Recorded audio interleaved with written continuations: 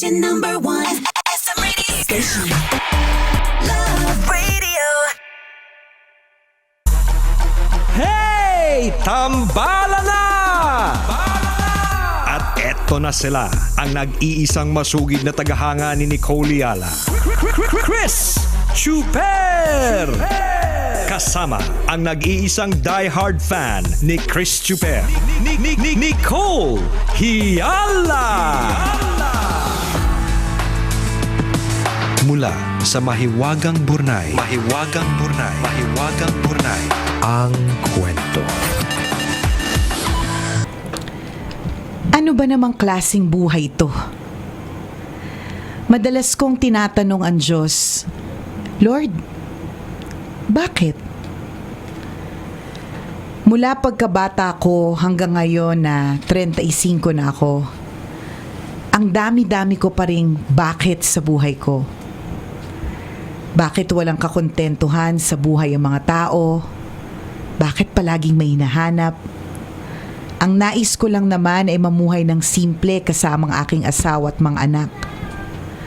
Ang totoo nito, madalas kainggitan ng ibang tao ang estado ng buhay ko.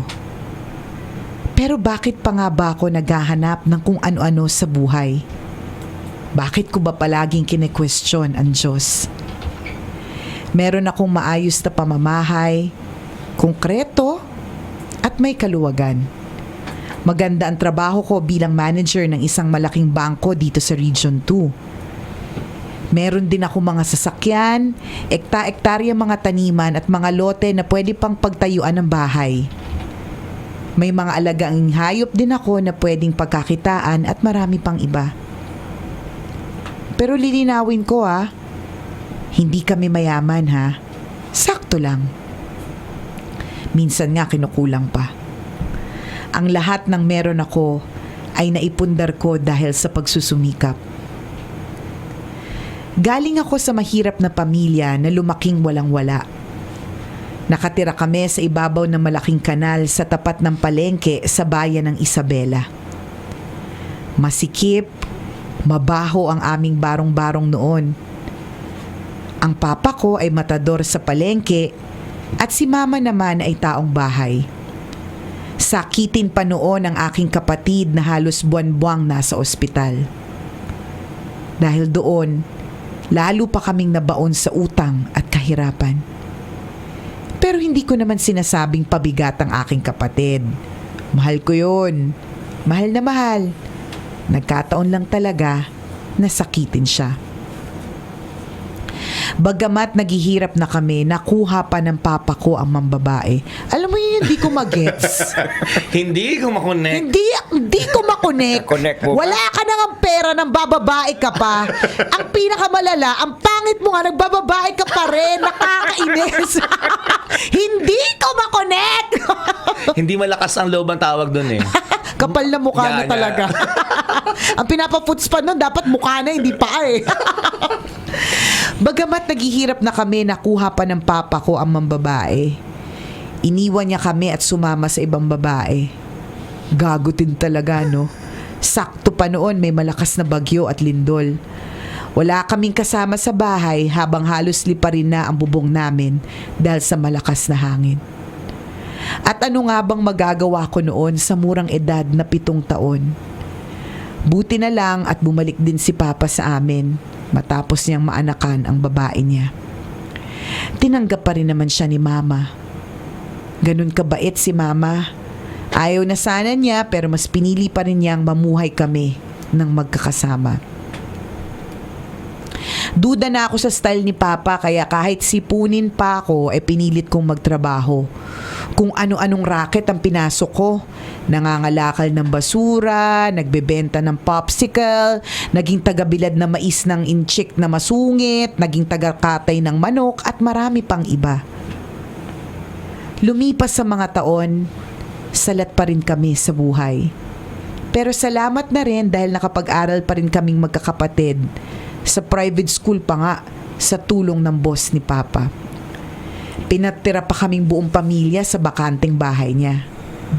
Kaya lang, pag nasa school na, talagang nanliliit ako. Kapag recess, Hamburger at juice ang baon ng mga kaklase ko. Samantalang ako, palamig lang at hopyang munggo. Hoy, ganun din baon ko! Wag ka Masarap nga! na nga yun eh. Hindi, pero kung ang kaklase mo nga naman naka-cheeseburger, baka karamdam ka talaga ng Abango-bango pa naman yung cheese. kaya nga, nakakainis. Pero tiniis ko lang ang lahat. Nagawa ko pa rin maging makulay ang buhay eskwela ko dahil pinilit kong maging maalam sa mga bagay-bagay. Kahit paano matatawag naman akong matalino. At kahit paano, simpatiko din siguro dahil naging famous ako sa university namin. Nang magkolehiyo ay kinailangan ko magtrabaho habang nag-aaral. Bumabaha ng promissory notes tuwing exam. Pero kinaya ko pa rin. Kinaya namin ng pamilya ko. At sa awa ng Diyos, nakapagtapos naman ako. Binabrowse ko na. Masyadong mahaba. Sige lang, mahaba pa ang oras. O sige, i-connect mo. Dahil sa matinding hirap, natuto akong mangarap. Marami ako napasukang trabaho sa probinsya. Hindi ako nagtatagal sa isang kumpanya kapag nalalaman kong wala doon ang interes ko. Hanggang sa sinubukan ko mag-apply sa bangko at doon na nagdire-diretso ang takbo ng magandang karir ko. Na-promote ako na maraming beses hanggang sa marating ko na ang estado ko ngayon. Ayun naman pala. Pero sa kabila ng lahat ng ito, napakarami ko pa rin mga bakit sa buhay ko. Bakit ang daming epal sa kumpanyang pinagtatrabahuhan ko? Bakit epal yung boss ko? Bakit sobrang tindi sa kapangyarihan yung mga mas mataas sa akin? Bakit kailangang tapakan ng iba para lang makuha ang gusto nila? Bakit kaya sa kabila ng aking mga narating, palaging may kulang pa rin? Bakit wala akong ipon hindi naman kami magastos? Ba't ang daming umaasa sa akin simpleng tao lang naman ako? Bakit may mga mapagsamantalang kamag-anak? At bakit bugok ang biyenan ko gayon nakapag-aral naman ng loko? Eto pa, bakit kaya gusto pang mag-abroad ng asawa ko para magtrabaho? Hindi ba niya nakikita yung mga pagsisikap ko? Bakit hindi siya marunong makontento sa buhay? Noong nagpakasal kami, galing naman kami sa wala. Nagsumikap ako at eto na ang lahat ng pinaghirapan ko, pero kulang pa rin sa kanya. Bakit? Minsan sumasagi sa isip ko, iwan ko na kaya tong mokang to. Excuse me no, gwapo kaya ako, pinaghalong John Lloyd Cruz at Justin Cuyugan. Sino yun?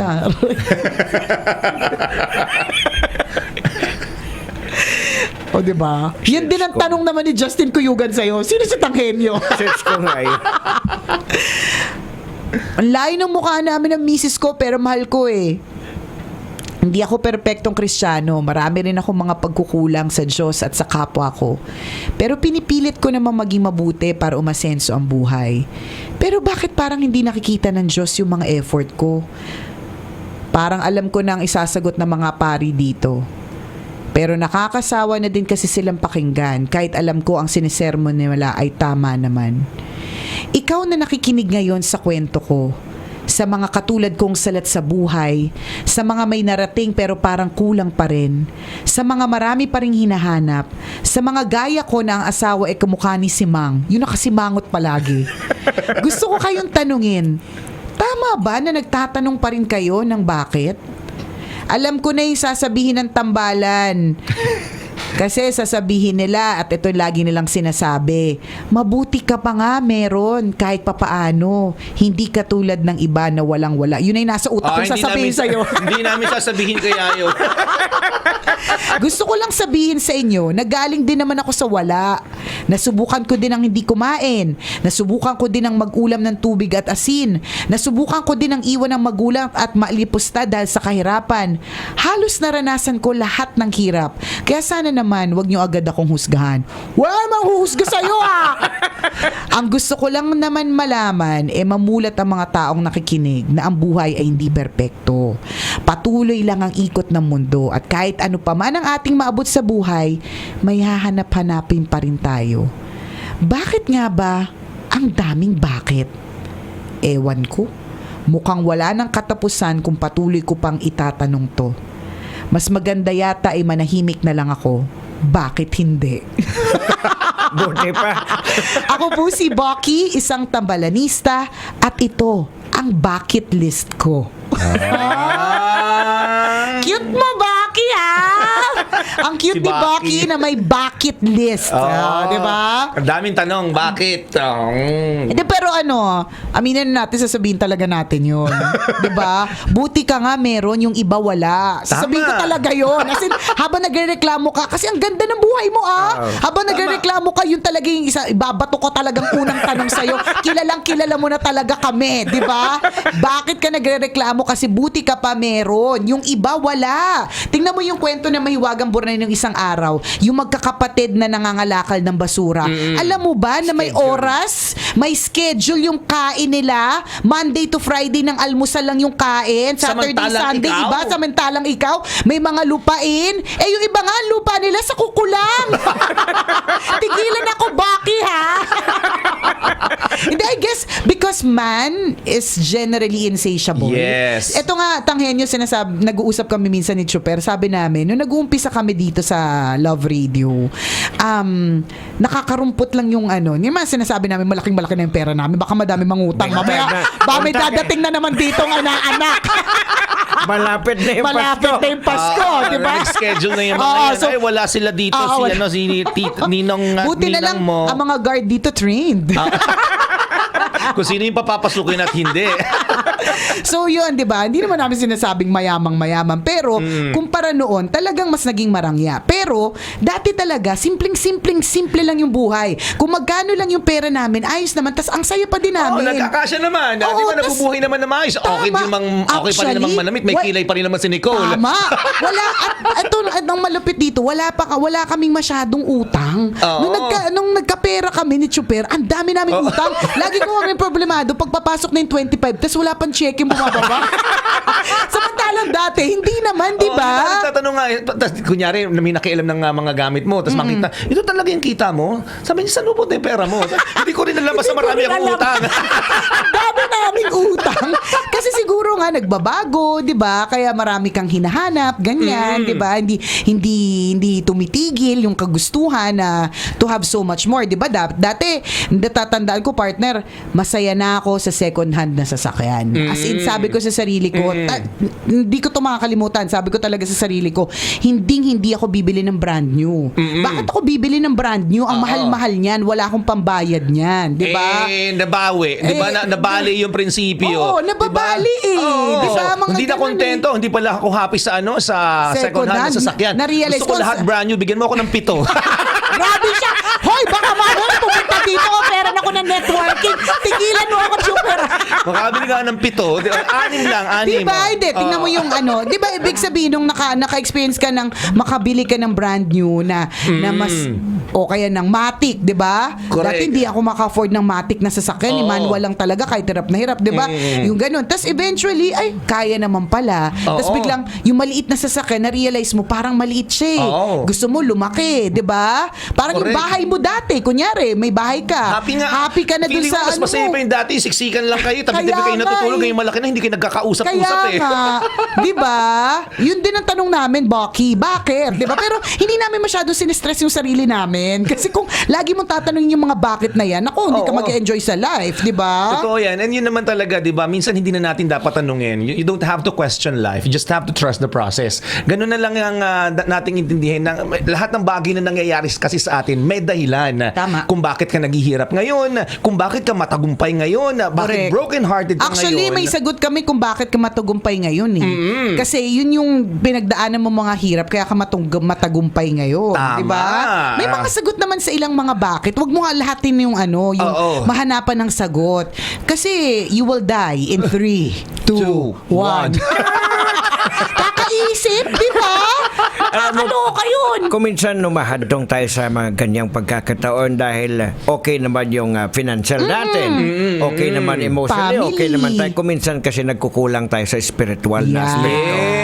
Yes. Yung emptiness yun ang natin. pinakamagandang sinabi lahat talaga Oo, ngayong araw na ito. correct, Kulang diba? tayo sa aspetong yun kung bakit hindi tayo Na masaya. spiritual. The Kaya lang, spiritual kasi aspect. di ba sinabi niya nagsisimba naman daw siya. Pero baka hindi malalim. Oo. Oo, baka- Sabi nga daw nila ganun yun eh. Na Oo. parang if you think you have everything that you need parang on mayaman. earth. Okay ka naman. Okay ka pamilya, naman. pero parang may kulang. Pero parang may Correct, kulang. correct.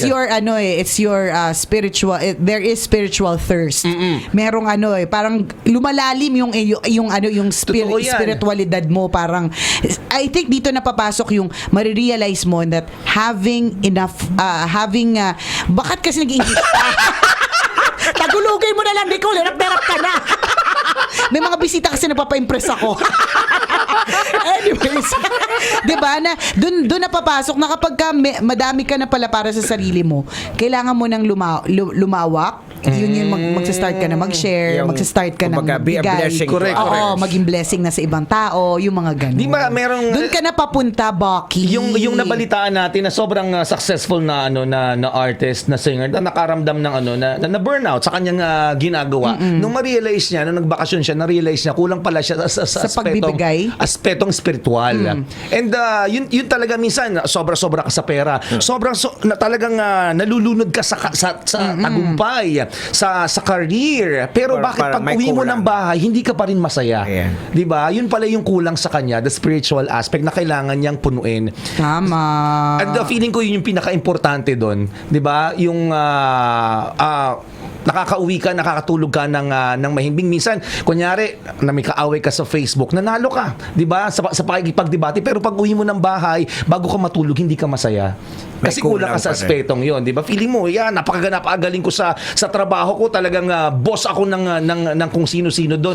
Pero pag uwi mo ng bahay, hindi pa rin ako masaya kasi kulang ka sa aspetong spiritual. Correct. And being, hindi kami expert dahil hindi naman kami spiritual. Naku, nakakahiya naman talagang. Nakakahiya naman ako sa mga pagkatao naming tatlo dito. Di ba? Pero part of it is being grateful. Sa palagay ko, ang isa sa mga rason kung bakit ngayon, hirap na hirap ka at ang dami mong bakit kasi hindi ka na lang nagsa-stop to be grateful for what you have, di ba? So may mga iba na hanggang ngayon iniiyakan nila yung hindi pagkakaroon ng asawa. Meron kahit medyo simang. Siguro, Meron Diba? pa rin. Actually, yung itsura mo na naghalong John Lloyd Cruz and Justin Cuyugan. nakita ko na, tinignan ko talaga kung di ba pogi? Di ba pogi?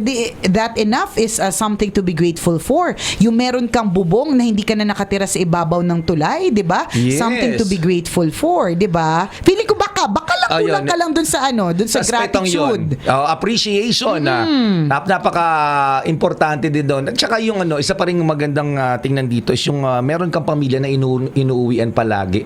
Ang laki nang naitulong sa iyo ng pamilya mo doon kasi naging support system din sa iyo. Naging isa yun sa mga matibay na foundation mo, ang family mo. Totoo yun mga kaibigan, na sa mundong ito, di ba? Kakalimutan ka ng mga kaibigan mo, yung jowa mong ipinagtatanggol mo dati, lahat sila posibleng mawala sa iyo. Pero ang nanay at tatay mo, mga kapatid mo, sila naman ang babalikan mo palagi. May ganun eh. At dapat mo din i-appreciate yun. Oo. Although naintindihan namin yung what you're going through. Minsan may mga tanong din kaming ganyan eh. Hindi naman hindi lang ikaw yung may bucket list. Kami din meron din kaming bucket list.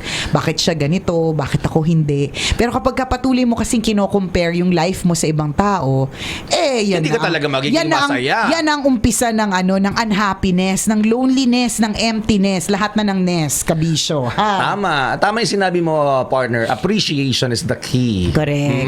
Sana wag ka na masyado maraming tanong okay na yan. Enjoy life.